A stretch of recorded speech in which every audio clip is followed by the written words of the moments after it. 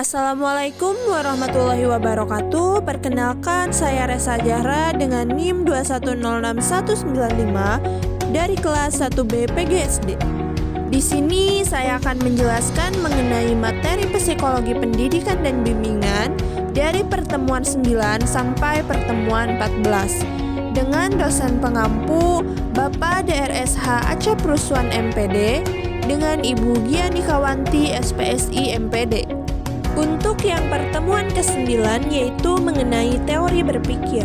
Berpikir artinya menggunakan akal budi untuk mempertimbangkan dan memutuskan sesuatu menimbang-nimbang dalam ingatan. Berpikir merupakan fungsi jiwa yang mengandung pengertian yang luas karena mengandung maksud dan tujuan untuk memecahkan masalah sehingga menemukan hubungan dan menentukan sangkut paut antara masalah yang satu dengan yang lain. Tahap berpikir menurut Brunner, yang pertama ada tahap enaktif, yang kedua tahap ikonik, yang ketiga tahap simbolik. Cara berpikir dibagi atas beberapa poin, antara lain yang pertama induktif, yang kedua deduktif, yang ketiga analogis. Definisi berpikir kreatif merupakan kemampuan berpikir dengan berorganisasi komprehensif dan imajinatif tinggi untuk menghasilkan sesuatu yang baru dan orisinil serta berguna untuk umat manusia. Untuk pertemuan ke-10 yaitu mengenai inteligensi. Secara etimologis, inteligensi berasal dari kata Latin yaitu intelliger, yang artinya mengorganisasikan, menghubungkan, atau menyatukan satu dengan yang lain.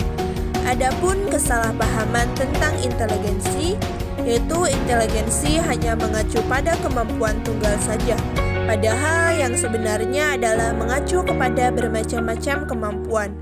Inteligensi adalah daya menyesuaikan diri dengan alat-alat berpikir menurut tujuannya. Adapun teori faktor, yang pertama ada faktor S atau spatial relation, yang artinya kemampuan melihat atau mempersepsi gambar dan menyangkut jarak.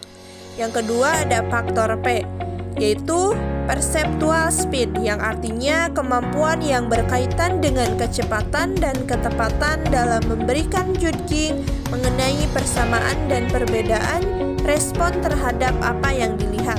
Dan yang terakhir ada faktor V, yaitu verbal comprehension, yang artinya kemampuan menyangkut kosakata. Untuk pertemuan ke-11 yaitu mengenai motivasi belajar. Gaya pergerakan psikis dari seseorang pelajar dan pengajar untuk melakukan proses pembelajaran. Manusia itu harus mempunyai motivasi untuk belajar. Motivasi berkaitan dengan psikis, mental, dan kognitif. Sebelum adanya motivasi harus ada inteligensi terlebih dahulu. Inteligensi atau daya untuk mengatasi hal baru. Di dalam motivasi belajar terdapat 3 prinsip, yaitu perilaku tertentu menghasilkan tertentu. Bernilai positif, hasil motivasi usaha individu tersebut. Adapun 2 jenis motivasi belajar, yaitu yang pertama faktor dari luar atau eksternal, yaitu pelajar demi hadiah, belajar demi mendapat pujian, motivasi dari lingkungan. Yang kedua ada faktor dari dalam atau internal, yaitu kegiatan belajar berdasarkan penghayatan diri sesuai dengan kebutuhan. Proses motivasi belajar bersangkut paut dengan psikis, mental, dan kognitif. Selanjutnya pertemuan ke-12 yaitu mengenai kreativitas. Kreativitas adalah kemampuan berpikir, bersikap, dan bertindak tentang sesuatu dengan cara yang baru dan tidak biasa guna memecahkan berbagai persoalan sehingga dapat menghasilkan penyelesaian yang orisinil dan bermanfaat. Menurut Johann E. Glover, 1980, kriteria yang dianggap cukup representatif oleh sebagian besar para ahli psikologi dalam mendefinisikan kreativitas adalah harus bersifat novelty atau kebaruan dan utility atau kegunaan. Harlock menegaskan bahwa hasil sejumlah studi kreativitas menunjukkan bahwa perkembangan kreativitas mengikuti suatu pola yang dapat diramalkan.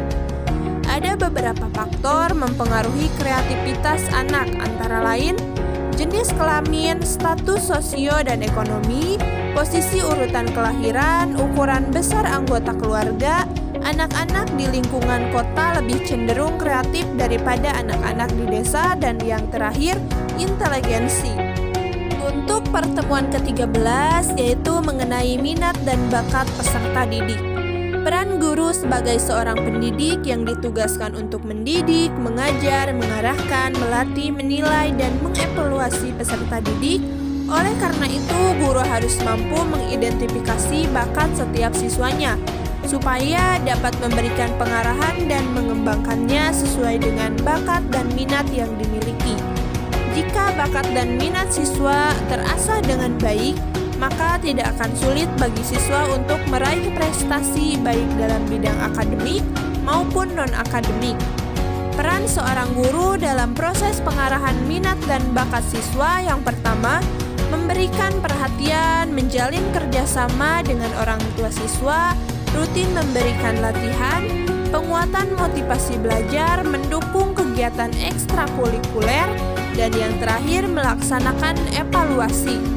Pertemuan ke-14 yaitu Listen Learn Learn, berpendapat dari artikel terkait peniadaan libur Nataru dan libur akhir semester. Bunyi poin 2 Surat Edaran SE Kemendikbudristek nomor 29 tahun 2021, yaitu tidak meliburkan secara khusus kegiatan pendidikan di satuan pendidikan selama periode Nataru pada tanggal 24 Desember 2021 sampai dengan tanggal 2 Januari 2022. Menurut saya, usulan ini memang tidak salah apabila hal ini dijadikan solusi terkait pandemi di sekarang ini. Mungkin untuk menjaga dari menaiknya kasus COVID-19, ini seperti kasus di tahun lalu dengan adanya kenaikan kasus COVID-19 pada libur Nataru. Namun di sisi lain ada beratnya juga, seharusnya pemerintah juga memikirkan dengan tegas apabila dengan ditiadakan libur Nataru ini, karena sekarang siswa dan mahasiswa masih ada yang menggunakan pembelajaran daring, jadi kita di rumah saja. Apabila libur ini ditiadakan, harus setiap waktunya di rumah tidak bisa, karena kita butuh untuk liburan supaya bisa merefresh otak. Semoga pemerintah bisa menegaskan hal ini lagi supaya libur Nataru tidak ditiadakan atau dikurangi untuk ditiadakannya libur Nataru ini. Sekian pemaparan materi dari saya. Mohon maaf apabila ada kekurangan dan kesalahan kata. Terima kasih. Wassalamualaikum warahmatullahi wabarakatuh.